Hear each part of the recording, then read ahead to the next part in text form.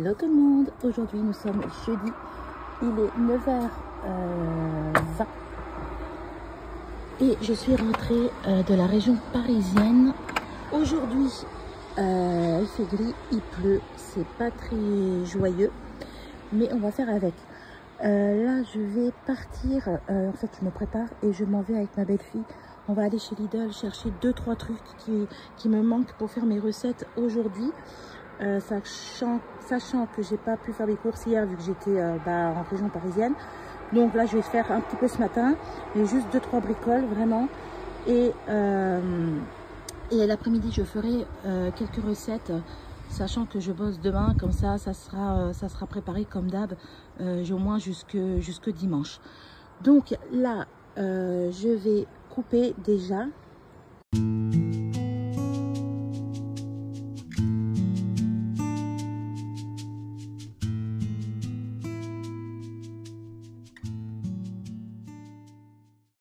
Recoucou, alors on est parti pour faire le gâteau aux poires. Voilà, j'avais envie de faire un gâteau, sachant qu'avant je faisais un gâteau tous les dimanches. Maintenant que je bosse tous les week-ends, ça fait un moment que j'ai pas fait un gâteau le dimanche, donc j'ai dit pourquoi pas faire un gâteau aujourd'hui jeudi, sachant que je suis en repos. Et donc ça sera pour les loulous, même pour moi d'ailleurs et même pour Doudou, ce soir le dessert.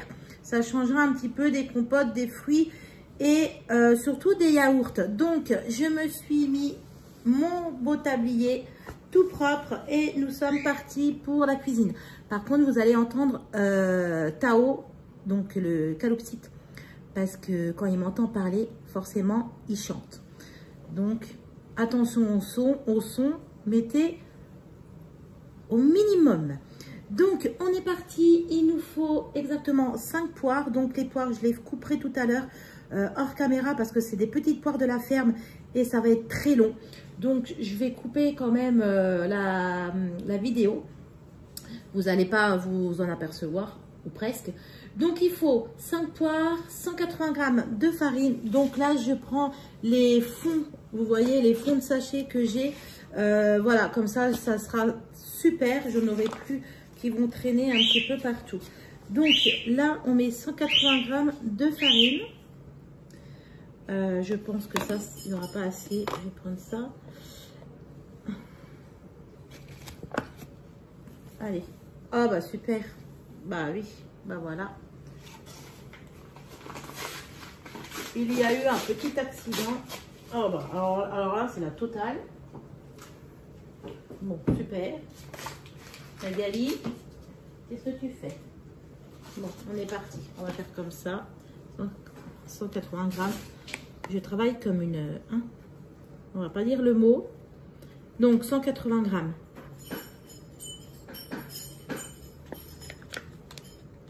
Par contre, là, c'est pas du tout un gâteau de régime ou rééquilibrage. Il y a pas de beurre. Mais je mangerai juste une petite part. Ça, je mettrai dans un bocal. Allez, on est parti. Donc, on met 180 de farine. Je mets 100 g de sucre. Par contre, je vais pas mélanger les œufs avec le sucre et tout. Je vais mettre tout dedans et je vais mélanger. Ça sera super bien. Parce que j'ai pas mal de recettes à faire. Donc, j'ai dit 100 g de sucre. J'espère que j'aurai largement assez. Maintenant, j'ai que la moitié. Super.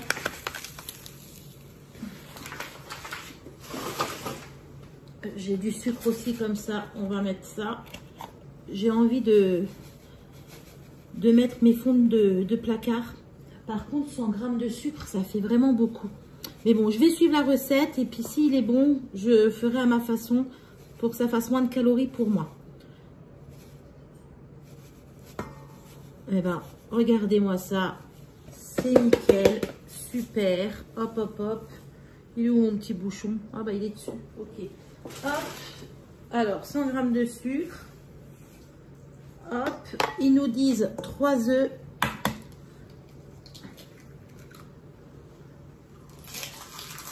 Je broie les coquilles pour le compost. Hop.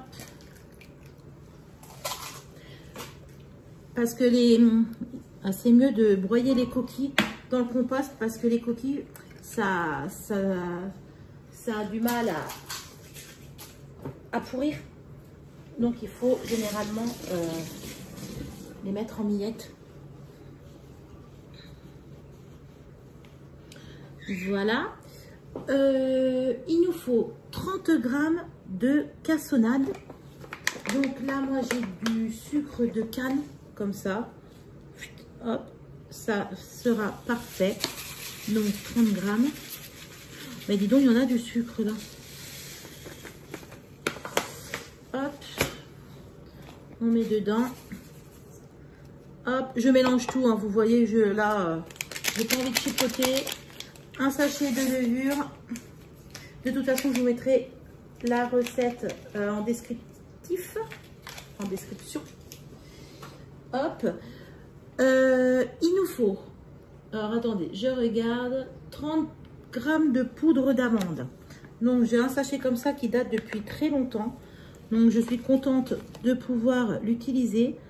30 grammes, ça fait vraiment peu. Ouais, ok. Il faut que je trouve une autre recette pour faire quelque chose avec des amandes en poudre. J'avais acheté ça pour faire la galette des rois et finalement, je ne l'ai pas faite. Il nous faut 80 ml de crème fraîche, enfin de crème entière fluide, liquide quoi. Moi, j'ai semi-épaisse. Je prends que ça, j'aime pas la liquide. Donc, c'est super ça pour faire les clafoutis. Moi, j'aime beaucoup. Donc là, c'est un gâteau comme un clafoutis, je pense. Hein, sauf qu'il y a des amandes. 20 centilitres et il me faut 80 millilitres.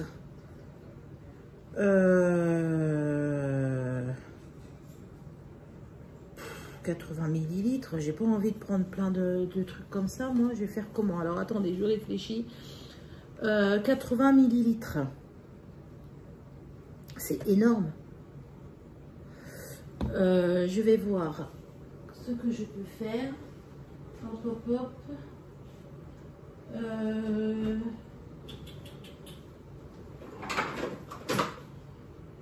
80 millilitres. Normalement, j'ai mes petites cuillères. Hop. J'ai mes petites cuillères comme ça. Ça, c'est une 50. Je mettrai juste un petit peu en plus. Hop. Donc, il nous faut 80. Donc, je vais remplir. Je remplis ma cuillère de 50 millilitres. Et je rajouterai juste un petit peu. Bon, au final, j'ai assez. Et puis, je vais remplir un petit peu. Une bonne moitié. Voilà, nickel. Hop.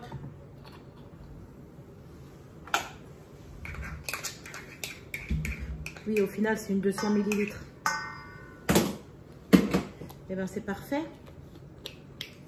Mais c'est vrai que la crème là, j'aime beaucoup. C'est Elivir. Elle est en promo, celle-ci, je crois. Bon, je ferai la vaisselle après. Je vais pas m'éparpiller. Donc, après, j'ai mis la crème, la levure. Il me manque le lait. Ils nous disent combien? 300 millilitres de lait. Bah écoutez, je vais prendre ma cuillère. Ça fait 50, 100, 150, 200, 250. Est-ce que je vais avoir assez? On parie, on parie. Et ouais, nickel. Il me reste un fond. Ça sera pour le café de Doudou quand il va rentrer tout à l'heure du boulot. Ben, à mon avis, il n'y en aura pas beaucoup. Alors, après, il nous faut de la vanille.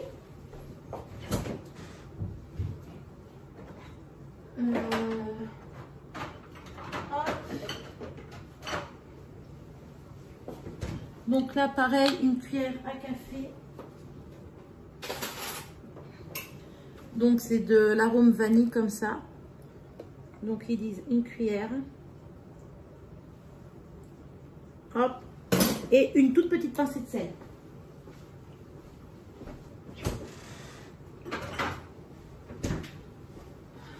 je vais prendre ça. Alors, une petite pincée de sel. Hop, j'en avais pas beaucoup. Voilà, normalement, là, j'ai tout. Je nettoierai après. Donc, on a la farine, le sucre, la cassonade, la poudre d'amande, le lait, la crème, les œufs, la levure, la vanille, le sel et le beurre pour le moule. Donc là, je vais touiller.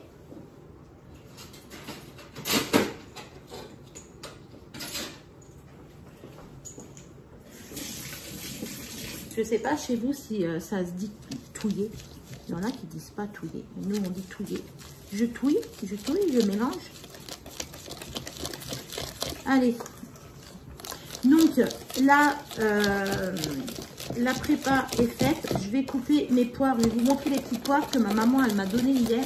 Elle a été les chercher à la ferme. Et elles n'étaient pas chères et elle en a pris pas mal de kilos. Et hier, elle m'a dit, ah bah tiens Nénette, tu feras un gâteau avec ça. Je suis, ah bah oui, c'était prévu.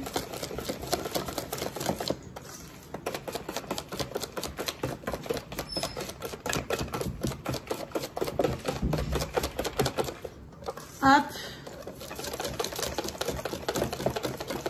Le fouet, il est plus gros que ma main. C'est un fouet de compète. En fait, c'est comme un gâteau, un clafoutis. Hein. C'est un clafoutis aux poires. Voilà, donc je vous montre. C'est comme ça. Je ne mets pas plus... Attendez, je vais vous montrer. Hop. Ça reste un appareil comme ça de clafoutis. Voilà. Donc, je coupe et je vous reprends parce que là, ça va être assez long. Je vais vous montrer d'ailleurs mes petites poires. Attendez.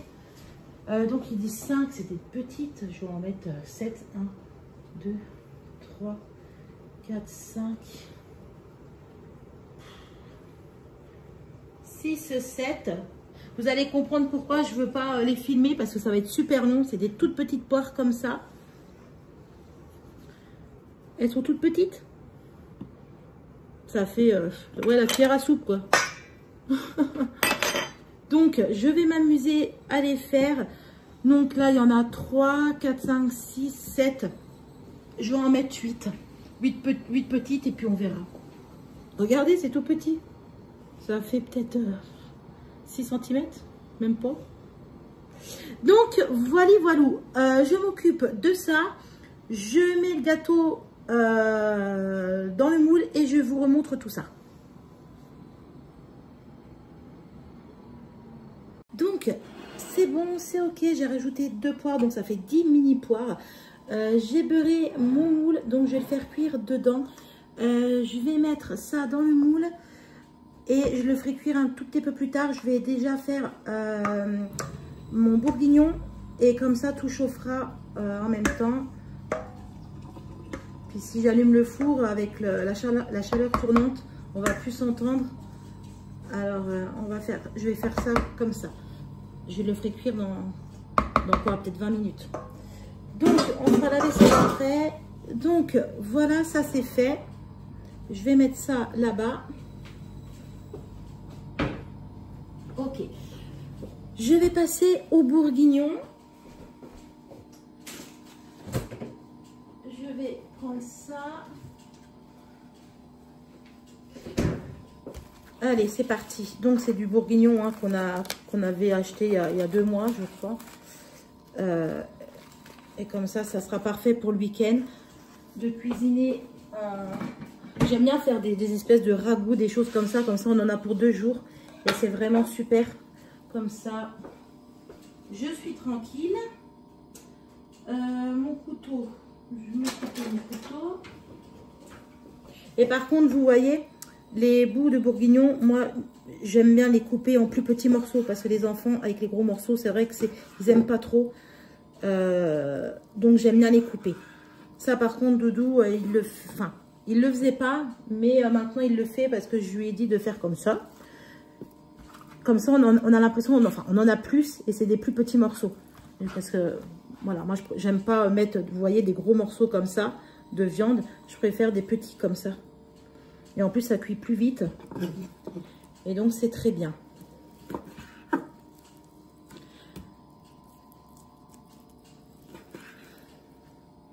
Il y a un petit peu de gras là. Et les promos, il y a souvent du gras. Hélas, ils seront chiants avec ça.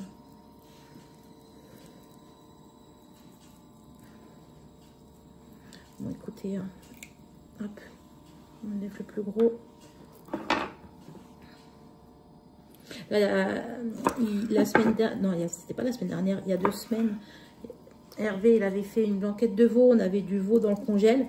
Il a juste racheté une toute petite barquette pour faire un peu plus parce qu'on n'en avait pas assez pour 7. Et on avait fait une blanquette. Ah, c'était trop bon. Après, ça reste mon repas préféré, la blanquette et le riz. Pour moi, la blanquette, c'est avec le riz. Ça vient de ma maman. Quand elle cuisinait la blanquette de veau, c'était toujours avec du riz. Je sais pas chez vous.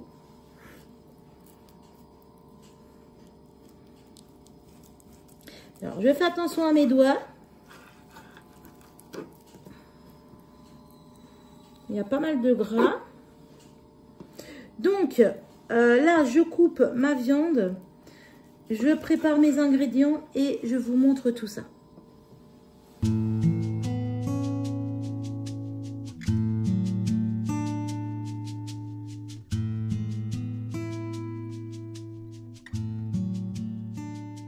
Voilà, donc là, j'ai mis en préchauffage mode mode dorage, donc rissolage. J'ai mis de l'huile, donc c'est super aussi parce que je viens de vider ma bouteille, c'était un tout petit fond d'huile. Ici, j'ai sorti donc tout ce qu'il fallait pour la viande. Donc, j'ai le vin, j'ai le bouillon, j'ai la viande coupée. J'ai quelques carottes, j'ai un tout petit oignon que j'avais dans le frigo, donc je l'ai mis. Donc, il n'y en a pas beaucoup, mais c'est pas très grave. On a les champignons. J'ai le peu de vaisselle ici du gâteau. Et j'ai préchauffé le four pour enfourner le clafoutis. Ici, c'est du riz que j'ai mangé tout à l'heure, donc il faut que je le mette au frais. Avec ça, je ferai sûrement un riz frit ou on verra bien. Donc là, je vais enfourner. Hop, je vais enfourner le clafoutis aux poires. Donc c'est en chaleur tournante, 40 minutes à 180 degrés. Donc je vais allumer ce machin. C'est pas ça, c'est ça. Donc on va mettre 40 minutes.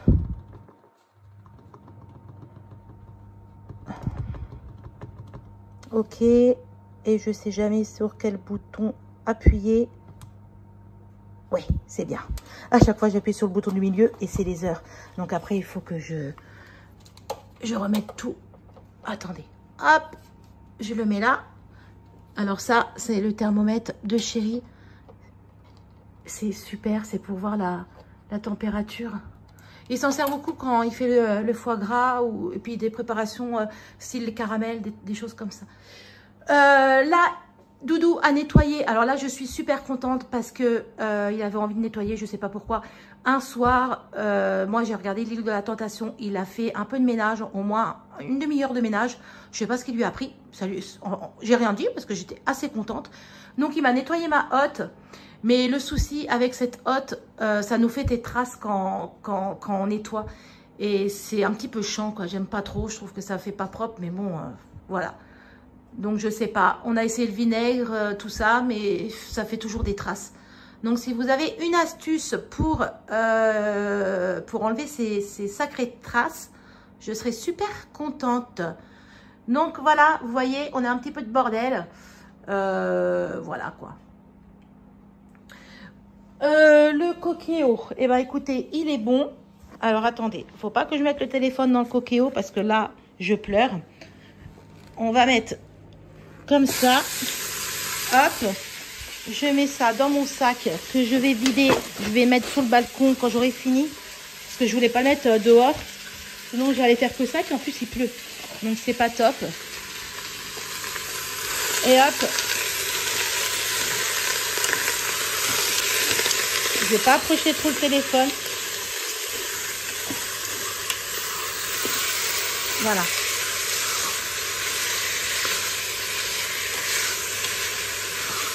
Donc là, on va laisser dorer 5-10 minutes. Et je mettrai après la garniture. Et on fermera le machin. L'appareil. Le coquillot, quoi. La bête. Voilà. Là, je suis en petite pause. Tout est en train de cuire. Doudou va sûrement bientôt rentrer. Enfin, je l'espère. Je fais une petite partie. Je vais récupérer mon argent et enfin mon argent du jeu, bien sûr. Faire une ou deux quêtes. Et après, je vous reprends en vidéo pour voir le bon clafoutis aux poires.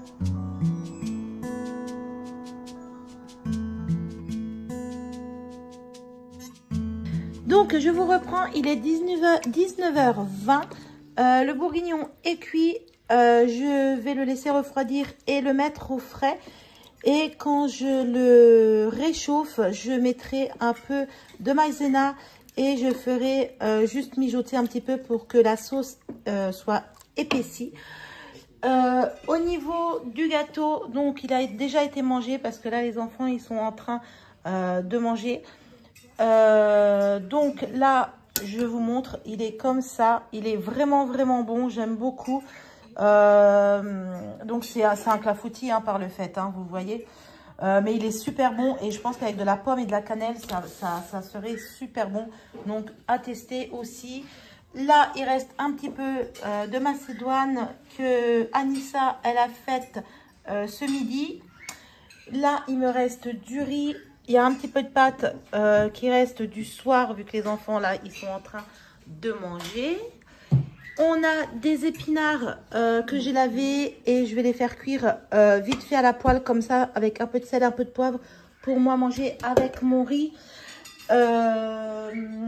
Et au niveau, alors on va regarder au niveau du frigo. Donc nous avons les yaourts que j'ai achetés tout à l'heure. Il reste un peu d'endive au jambon. Il nous reste pas mal de fromage. Ici, on a de la crème. Ça, c'est des crèmes dessert pour les loulous. Là, il y a les carottes. Là, il y a une petite boîte de casse-grains à finir aussi, d'ailleurs. Il y a la rillette que Doudou a dû acheter quand j'étais à Paris. On a des épinards, donc là je les ferai comme ça pour ce week-end. Allez, je les mettrai à la poêle vite fait. J'aime bien quand je les fais simplement à la poêle. Et puis écoutez, puis c'est tout. Hein. Je pense qu'on est bon. On a un petit peu d'œuf, on a ce qu'il faut. Donc voilà pour le début de semaine. Oui, vu que je travaille vendredi, samedi, dimanche, lundi et mardi. Donc on ira comme d'hab en course. Soit mardi après-midi ou soit mercredi matin. De toute façon, on n'a pas le choix. Il me reste des vieux légumes. Là, il faut que je les cuisine aussi. J'avais fait de la soupe la semaine dernière, mais il me reste pas mal. Donc, à voir. Il me reste aussi du chou rouge ici. Donc, peut-être que je demanderai à Doudou de me les couper en lamelles. Et puis, je les ferai en salade. J'aime beaucoup en vinaigrette. Donc voilà, je suis un petit peu déçue parce que je pensais faire encore une recette peut-être. Mais voilà, je pense que c'est assez plein, sachant que les garçons ils partent en vacances demain soir. Mais peut-être que je referai un ou deux trucs. Mais bon, après, voilà, on a pas mal de bourguignons, on a pas mal ce qu'il faut, enfin, on a ce qu'il faut à la maison. Mais c'est vrai que je reste un peu déçue parce que j'aurais voulu faire quelque chose en plus. Mais bon, j'ai pas trop eu le temps. Donc, sur ce, je vais vous laisser. Je vais clôturer cette vidéo. Je suis désolée, elle était pas assez complète pour moi. Mais bon, comme vous le savez, pardon. Vu que je viens de rentrer, donc c'est vrai que j'ai pas fait la vidéo. J'ai pas fait la vidéo comme prévu. Donc, je vous fais des bisous et je vous dis à la prochaine. Bye bye.